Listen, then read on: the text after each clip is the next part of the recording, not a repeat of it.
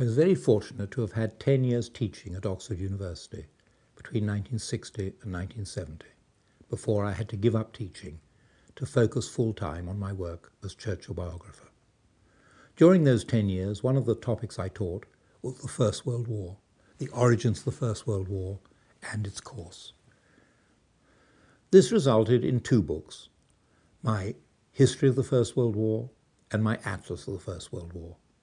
My aim in the Atlas was to show graphically the origins of the war, the course of the war, and many aspects of the war which seemed to me to be of special interest: the war at sea, the war in the air, the commerce war, the political war, the war aims of the different powers, what territory different powers wanted, and then the treaties of peace when the war ended, and what different powers lost and what different powers gained.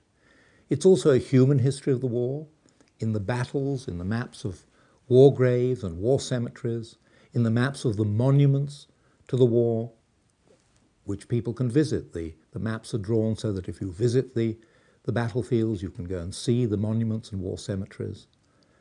Above all, the Atlas shows the range of war, the cost of war. I show the economic cost of war, and I show those countries in my map called Gold Gains, those countries that made money out of the war by trade.